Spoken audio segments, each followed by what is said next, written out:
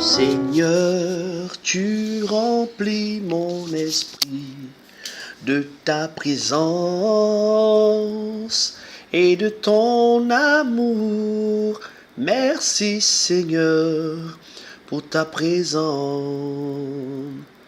Tu es mort à la croix pour me libérer et tu m'as donné ton amour.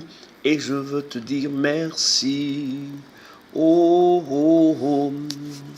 Bonjour à tous, excellents enfants de Dieu, où que vous soyez aux quatre coins de la terre. Il me plaît, comme à l'accoutumée, de vous parler encore et encore de la part de notre Seigneur Jésus-Christ, notre Roi. Je voudrais arriver à la conclusion de notre enseignement sur le mystère des ennemis.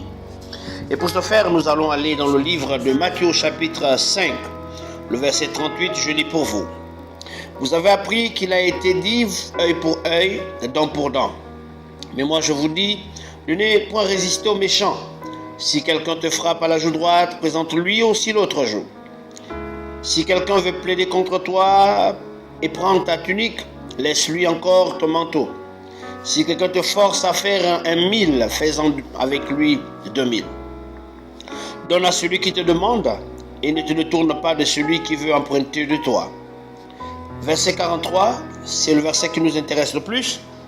Vous avez appris qu'il a été dit, tu aimeras ton prochain et tu haïras ton ennemi.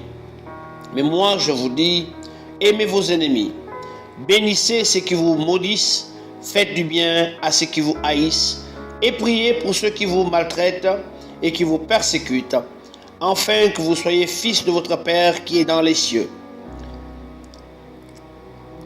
Car il fait lever son soleil sur les méchants et sur les bons, et il fait pleuvoir sur les justes et sur les injustes. Si vous aimez seulement ceux qui vous aiment, quelle récompense méritez-vous? Les publicains n'agissent-ils pas de même? Et si vous saluez seulement vos frères, que faites-vous d'extraordinaire?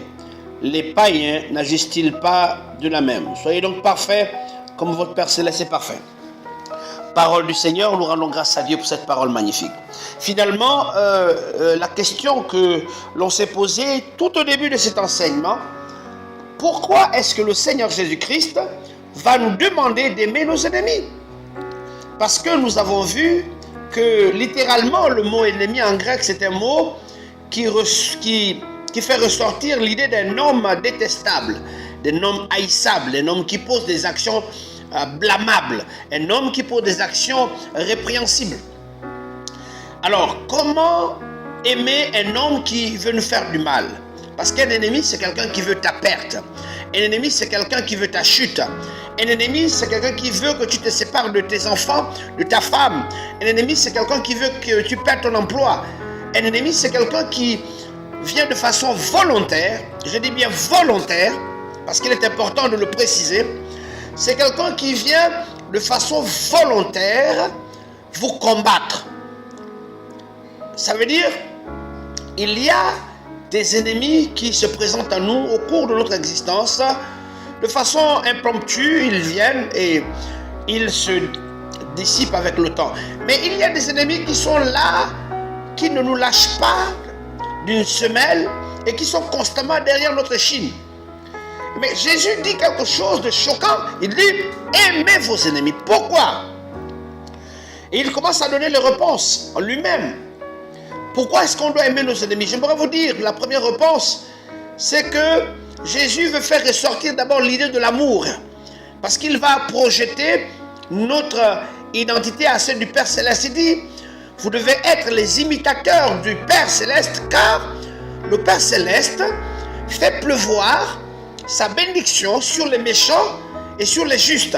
Ça veut dire que quand Dieu bénit quelqu'un, il ne regarde pas si tu es méchant ou si tu es une bonne personne. C'est pour ça que vous pouvez voir sur la terre des hommes méchants être riches, pendant que des hommes justes, des hommes remplis d'amour sont bloqués, n'arrivent même pas à se nourrir, n'arrivent même pas à joindre le debout. Donc Jésus veut que tout enfant de Dieu puisse s'identifier à Dieu. C'est-à-dire manifester en permanence l'amour. Parce que l'amour supporte tout. Le signe que quelqu'un est rempli d'amour, c'est la manière dont il traite ses ennemis. Parce que c'est trop facile de dire qu'on a de l'amour et que lorsque se manifeste à nous un ennemi et qu'un ennemi vienne te demander pardon et que tu dises à cet ennemi non, je ne te pardonne pas, tu dois payer le mal que tu m'as fait subir, alors en ce moment tu violes la loi des prophètes, alors en ce moment tu n'es pas en phase avec la parole. Parce que la parole de Dieu nous dit que nous devons pardonner à notre ennemi 7 fois, 77 fois au cours d'une journée. Vous comprenez cela? Donc, la raison fondamentale pour laquelle le Christ, notre Seigneur, notre modèle, nous demande d'aimer nos ennemis, parce que Jésus s'attend à ce que nous puissions être comme, avoir pour modèle notre Père qui est dans les cieux. Il dit, car votre Père qui est dans les cieux fait pleuvoir, il fait briller son soleil de justice sur les méchants et comme sur les bons. Quand Dieu bénit quelqu'un, il ne regarde pas d'abord si la personne est bonne ou pas. Le plus important, c'est que Dieu est amour. Il sait que celui qui a créé toutes choses, alors il manifeste l'amour sur toute sa création. Alors si nous sommes à l'image de Dieu, nous devons manifester aussi de l'amour sur tous les vis-à-vis, sur toutes les personnes que Dieu met au-devant de nous. En vérité, notre manière de traiter nos ennemis cache l'état véritable de notre cœur. Or, Dieu regarde au cœur. Dieu ne regarde pas aux apparences. La deuxième raison pour laquelle le Seigneur Jésus va nous demander d'aimer nos ennemis, parce qu'en vérité, nos ennemis travaillent pour notre élévation. Il ne peut pas y avoir élévation dans la vie de quelqu'un si ce quelqu'un n'a pas des ennemis. En d'autres termes, c'est le nombre de tes ennemis qui va déterminer le nombre de tes victoires. Plus tu as des ennemis, plus tu as des batailles. Et plus tu as des batailles, plus tu as des victoires. Parce que j'aimerais te dire qu'avec Christ, toutes les batailles qui se présentent à nous sont gagnées d'avance. À la croix, Christ a dépouillé les dominations, les autorités, les principautés, en les livrant publiquement en spectacle, en triomphant d'elles par la croix. Ça sous-entend que chaque bataille qui vient à toi est une opportunité que Dieu met devant toi pour te faire passer à la phase suivante. Mais généralement, nous voyons les épreuves comme étant un malheur. Nous voyons les épreuves comme étant quelque chose de bizarre. Or, derrière l'épreuve que nous font subir nos ennemis, qui sont farouches, qui sont nerveux, qui sont remplis de haine, qui veulent nous faire absolument tomber. Mais derrière leurs attaques, derrière leur, leur haine, se cachent des victoires. Et pendant que tes ennemis viennent te combattre, Dieu te donne des aptitudes. David peut dire, tu exerces mes mains au combat. Oui, tu ne peux pas avoir les mains exercées au combat si tu n'aimes pas des victoires, si tu n'aimes pas des batailles.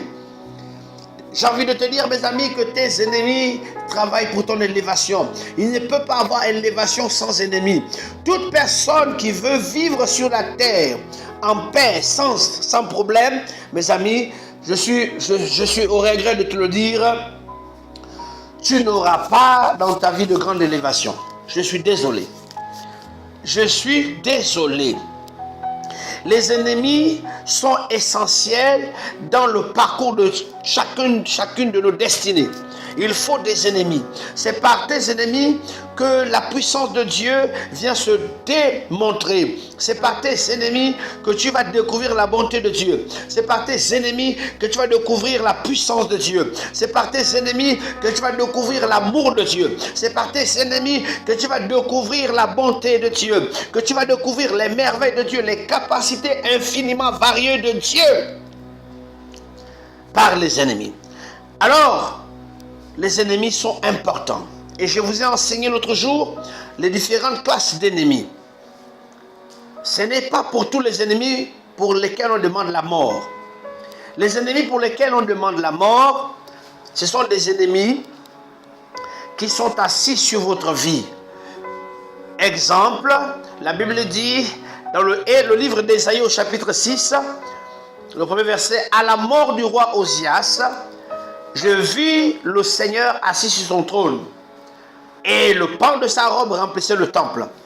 Ésaïe ne pouvait pas voir la gloire de Dieu parce que Osias était comme un ennemi qui empêchait à Ésaïe de voir la gloire de Dieu parce c'était une sorte de dictateur. Il faisait enfermer tous les véritables prophètes, tous ceux qui venaient prédire ses errements politiques, tous les prophètes qui venaient dire du mal de sa politique étaient enfermés. Donc c'était comme un ennemi à la gloire de Dieu. Mais à la mort de ce roi, Ésaïe a commencé à voir la gloire de Dieu. J'ai envie de dire qu'il y a des ennemis. Quand un ennemi est assis sur ta vie, un ennemi est assis dans la sorcellerie sur ta vie, et il dit que tant qu'il est vivant, tu ne verras pas la gloire de Dieu. C'est ce genre d'ennemi qu'on demande la mort. J'annonce maintenant au nom de Jésus, tout sorcier, tout ennemi mystique assis sur ta vie tombe et meurt au nom de Jésus-Christ. Tout sorcier de ta famille qui est assis sur ta vie, qui empêche à ton de toi de briller, je déclare, comme Osée était tombé au temps du prophète Ésaïe, je déclare que toute personne assise sur ta vie tombe et meurt, et tu vois la gloire de Dieu. Tu vois la gloire de Dieu, tu vois la gloire de Dieu apparaître dans ta vie. Mes amis, il y a des ennemis qu'on ne laisse pas en vie. Souvenez-vous de David. Lorsque David est sur le point de mourir, et il appelle son fils Salomon, il donne des consignes strictes sur la gestion du pouvoir. Il dit à son fils, tu ne laisseras pas Joab aller à la tombe avec des cheveux blancs. Tu ne le seras pas tel. David donne des consignes strictes. Il demande à son fils de faire tuer telle personne parce que ces personnes étaient des ennemis. Ces personnes sont devenues des ennemis nuisibles à David à la fin de son règne. Et de peur que ces mêmes ennemis puissent combattre David, alors David donne des consignes à son fils Salomon de faire tuer pour ne pas gêner le pouvoir de son fils Salomon. Il y a des ennemis qu'on envoie à la tombe. Il y a des ennemis qu'on envoie à la tombe. Ceux qui sont susceptibles de vous empêcher. Vous savez que s'ils sont vivants, ils vont vous empêcher d'atteindre vos objectifs. Ils vont vous empêcher d'atteindre vos objectifs. C'est ceux-là pour lesquels on prie. On demande à Dieu que Dieu les enterre. Mais il y a des ennemis pour lesquels on demande la clémence, la miséricorde. Quand ils étaient ennemis, peut-être parce qu'ils étaient aveuglés, parce qu'ils ne comprenaient pas. Ils avaient perdu le bon repère. Ils avaient une mauvaise appréhension de vous. Ils vous jugeaient sans vous connaître. Et ces personnes, s'ils viennent vous demander pardon, il faut pardonner à ces personnes. Le mystère des ennemis. Voici, mes amis bien-aimés dans le Seigneur, en quelques minutes, donnant cette conclusion sur le mystère des ennemis. Soyez bénis richement où que vous soyez. N'oubliez pas que le Seigneur Jésus nous a suffisamment enseigné sur le mystère des ennemis. Il y a des ennemis pour lesquels nous devons toujours accorder leur pardon. Accorder le pardon.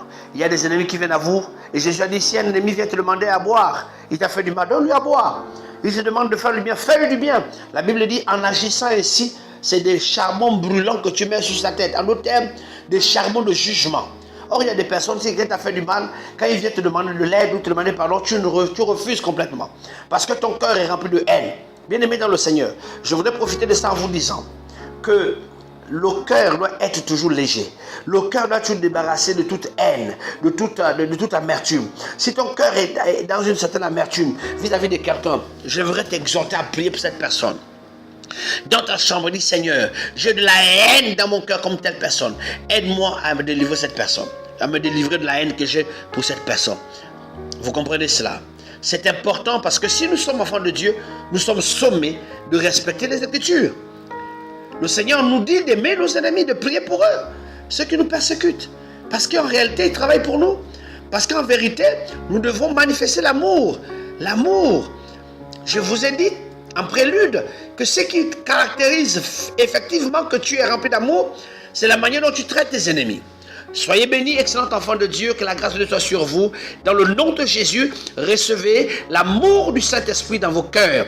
Car la parole de Dieu déclare que l'amour de Dieu est répandu dans nos cœurs par le Saint-Esprit. Soyez richement bénis, que vous soyez. Bye bye.